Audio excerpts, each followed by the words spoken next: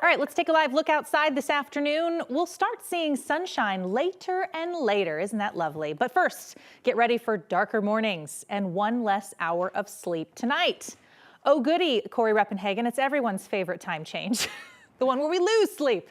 We do. We lose the sleep, but it'll still be sunlight at 7 o'clock tomorrow. So I guess there's always a trade-off, and we really rebounded nice today. Lots of sunshine to be saved out there, and it'll be there again tomorrow. So it'll be a good time to have that extra hour.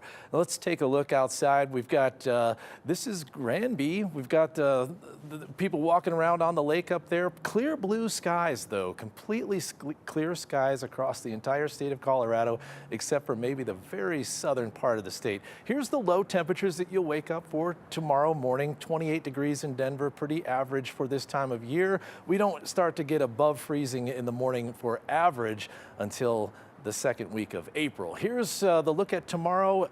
We are adjusting for that daylight savings. So sunrise will be an hour later, 7:17, but like I said, the sun won't go down until after 7 o'clock, and plenty of sunshine to be saved out there with the high temperature of 63 degrees. I'll have more on how long this sunshine is going to last, and we'll talk about another winter storm coming our way midweek.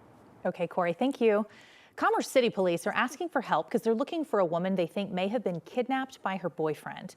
Police are looking for 30-year-old Sylvia Garcia. They think this could be a domestic violence case that her boyfriend, Luis Gutierrez, may have kidnapped her. Police say Gutierrez is driving a stolen gray 2001 Honda Odyssey with Colorado plates, last spotted in the Cherry Creek area. If you know anything, please call 911. A man is in custody tonight after deputies say he tried to kill his own mother. Arapahoe County deputies found a 53-year-old woman bleeding in front of her house this morning. She went to the hospital with serious injuries. It is unclear what exactly happened to her. Investigators say a 29-year-old man was in the backyard when they got there and first refused to surrender, so deputies eventually called in more help. About an hour and a half later, he went into the house and then surrendered, and deputies arrested him. You know, this was just a family disturbance, and it's just an unfortunate incident. You know, it's a nice, quiet neighborhood, and I think a lot of the neighbors were really frightened by what they saw because the woman was outside and she was bleeding a lot. And when our deputies arrived on scene, she clearly needed help. Deputies say the son is now facing a charge of attempted murder and assault. Tomorrow, family friends are organizing a special memorial for the 7th grader killed in Douglas County. Alex Makowitz died on Wednesday morning. He was riding on his one wheel, which is like a skateboard, on his way to school in Highlands Ranch when a driver crashed into him. Deputies do not think that driver was speeding or impaired, but they think the sun glare could have been a factor in that crash. Tomorrow, friends are inviting the community to join Alex's family for a car cruise, a memorial through Highlands Ranch. They're asking people to meet up at Kaiser Permanente at 12:30. This cruise will go past the memorial site at Highlands Ranch Parkway in Beneford and finish on the family street. This is to honor Alex, as well as to advocate for safer streets and pedestrian safety.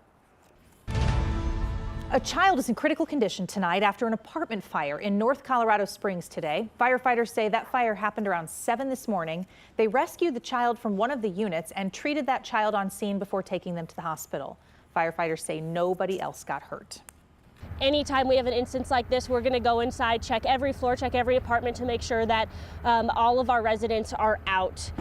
Firefighters say just one unit was affected, but everybody who lived there is displaced.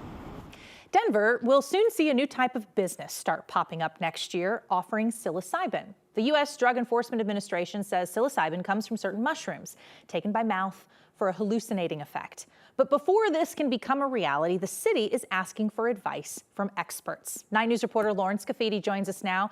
This has really been a big conversation in Colorado over the last couple years, Lauren. It has. The conversation around mushrooms started with local and state ballot initiatives in 2019 and 2022. Then in 2023, the Colorado legislature passed a bill allowing local jurisdictions to adopt local licenses for natural medicine healing centers, cultivation facilities, manufacturing facilities, and testing facilities. Now, Denver is calling on you to help.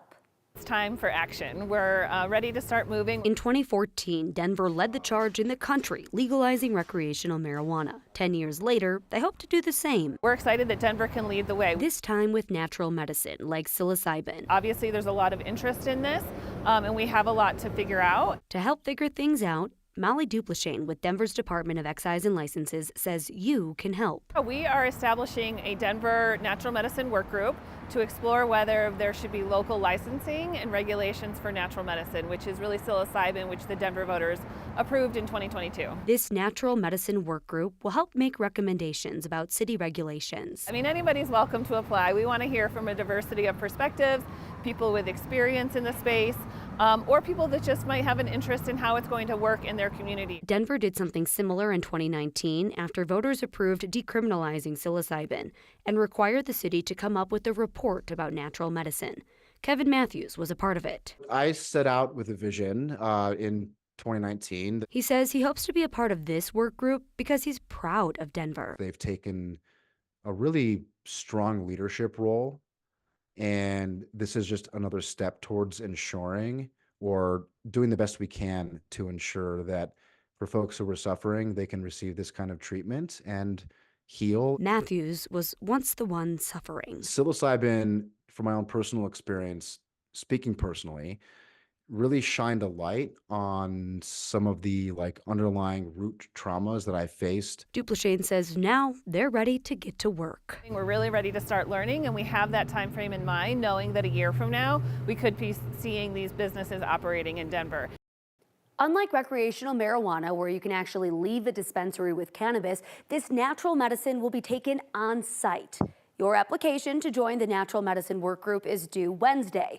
If Denver ultimately decides to create a license system, City Council will need to approve that, and that could happen by the end of the year, with businesses up and running by 2025. According to state law, cities can't opt out of this like they would with marijuana. Okay, and pretty high interest so far in being part of these work groups, right? Yeah, the city didn't really know what to expect, but so far they've had more than 100 people apply, and they're definitely still looking for more before Wednesday. Okay, and we'll have information if you need it on our website. Lauren, thank you. Next week, Vice President Kamala Harris is coming to Denver, one of the 4 states she's visiting after President Biden's State of the Union address. The White House says she will be in Denver Tuesday. We do not know where yet. She does plan to talk about the Biden administration's investments in small businesses and building the economy. This is Harris's 4th visit to Colorado since taking office. And a reminder, expect some delays on Highway 85 at C-470 in Santa Fe. Crews are doing some work to demolish the bridge over C-470. That's going on through Thursday morning.